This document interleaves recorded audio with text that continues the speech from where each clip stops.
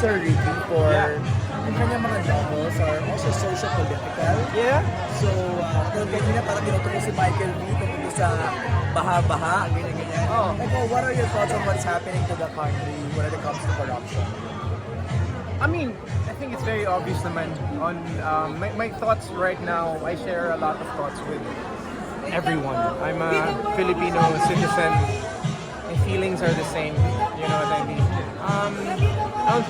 I don't think my thoughts and feelings matter right now. What matters is that we really do something about it and remember this, so that we can improve on it.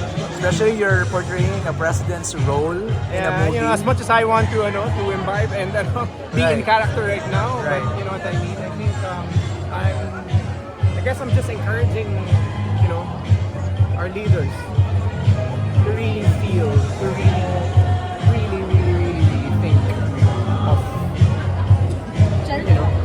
of all of us, including themselves, and love this country really. I think that's the most important thing, is for all of us to start really caring about us, about the country, to be proud again. So, yeah, it doesn't matter what I think or what I feel. What matters is what we do. Moving on. Alright, last, happy anniversary. Thank you! We saw the post. Thank you. How does it feel to finally celebrate it after a year? Of course, it's always a great thing, to be excited, be thankful, be grateful, be inspired by something, and it really means a lot to me, to be able to express, my feelings and celebrate special moments like this. I rarely share. Kasi I rarely share stuff like this. So, true, that I agree with you. It was it's a moment I wanted to do. I mean, it's a thing I wanted to do at that moment. That's right. Yeah. Thank you. Thank you, MJ. Salamat. Good to see you. Thank you. First time. Kamusta naman? Siyempre nakakakaba. Nakakakaba, pero pag music mo na tinawag ka para ibahagi yung boses mo, yung oras mo, then it's not about me anymore, but it's about what I'm doing. Bagay sa yung mismo kasi drama. Oo nga, pinili niya mismo para sa akin yun. Pinili mismo ni Sir Ricky dahil sabi niya, alam ko pangarap mo someday na maging director or producer. So mapipicture mo na to na ganyan. So yun na, I'm just so honored to have this experience with everyone, especially my friends na nasa likod, to read in front of him. Something from Pinilakan ni Tati.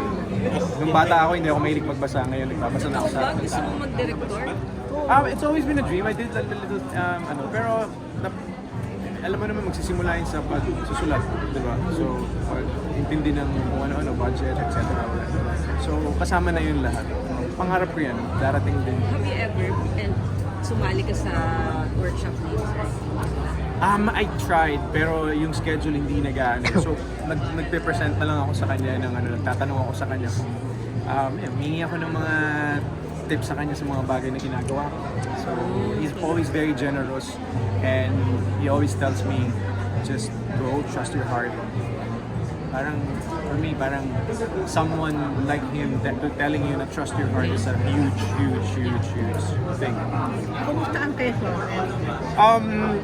Kung mapapansin nyo yung Instagram ko, tsaka yung talagang as in sunod-sunod, we just finished our provincial leg ng national tour namin for mga forums with Tequila, PH, and Activista, and we visited so many schools, and with my co-actors sa film. Siyempre mainit yung laging conversations namin doon, especially at this time. But it's been great. We've been promoting this Sunday, and dito na naman kami to do something for the film. So, Meeting the advance. So, I've never promoted this heavy. Something this important kasi for me na So, yeah, game lang. Sabi mo kasi we need to educate the audience, diba?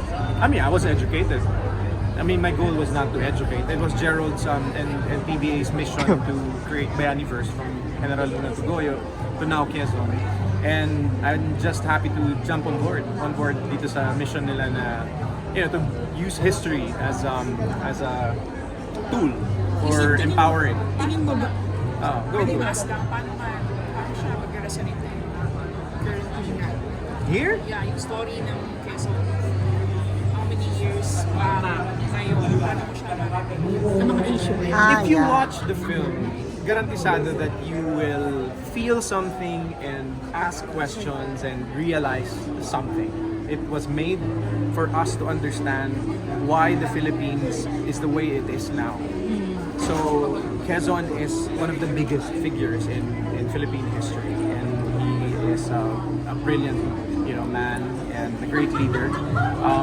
So just by watching a movie, spending 2 hours in the cinema, and I hope that everyone can support our movie.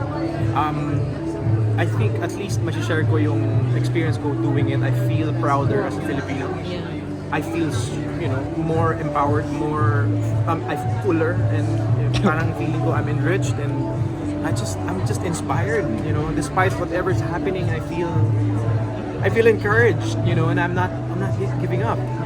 This is. Anong take away mo sa mga nangyayari?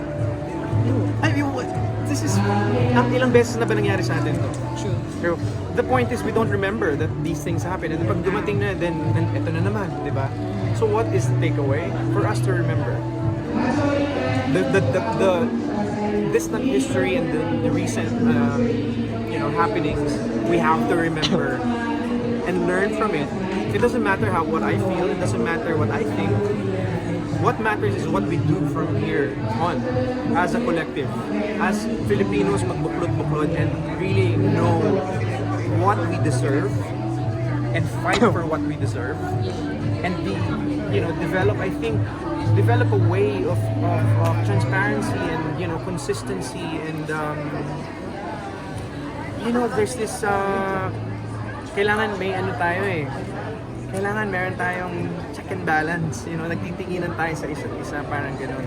So, unless we create this habit of checking on each other and really communicating with each other, leaders to, citizens to leaders, as a collective talaga, wala tayong pupuntahan. We really have to be together. We have to be together. As a taxpayer, Yes. may galit. I feel what you feel. I think what you think. That's my that's my statement. I am a feeling, thinking man. I am a feeling, thinking man, and I can never say that I do not care. I care because I think we all just need something to be a proud Filipino. We need to be able to care for something, care for the country. Look why we should love this country, so that we can fight for this country. Not fight against each other, it's just like we need to be proud of the country. We need to be proud Filipinos.